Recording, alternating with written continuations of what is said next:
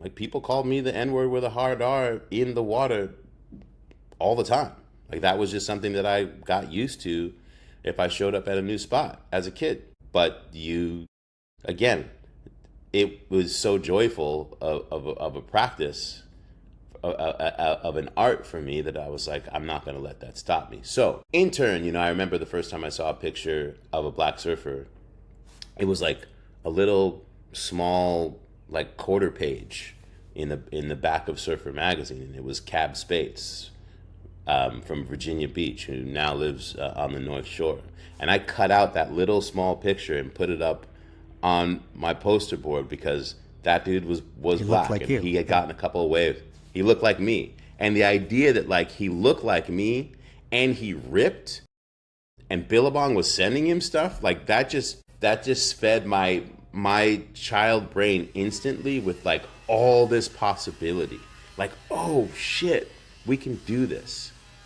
And it was this idea of, like, if you can see it, you could be it, And I think so that's what Mikey represents.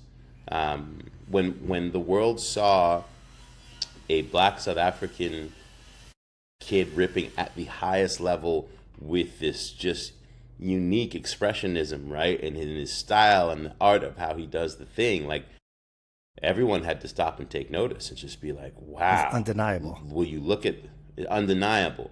But also, for people who don't know anything about the sport, when there are some people that you watch them do the thing, and you don't have to know anything about the sport to know that, like, oh, that guy's clearly the best, right? Michael Jordan. If you could never play basketball at all, but if you watch Michael take someone on the baseline, right, it was very easy for you to be like, oh, that's art. And so here comes Mike, who's not just good, but he's performing it at this highest art level, that now he transcends just surfing, and the general public are become far more curious. Like, you look at the success of his YouTube edits, etc., like, that really incorporate African culture and music, and suddenly he's telling a story about the largest continent in the world that everyone assumed, like, there's great waves there, but there's not going to be, like, a whole host of talent that's going to come from that place. Well, why do you think that even in 2025 that there's still such a small representation of black surfers on tour? Because, I mean, one side could argue that, pro surfing it's the perfect context to have diversity because it's merit and performance based. Best man gets on tour. Then the flip side, you have this very practical consideration of having to live near expensive coastal regions in order to participate.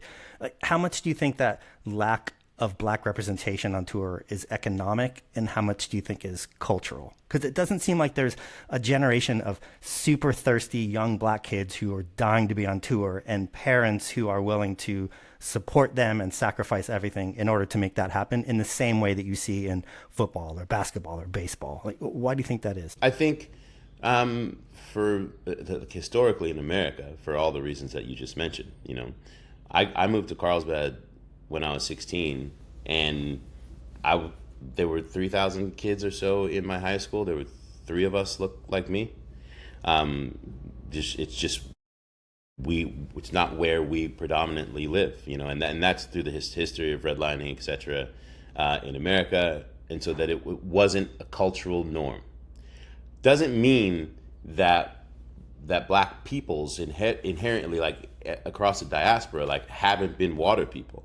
Like, black surfers in Ghana go all the way back to the 17th century, and as, like, watermen.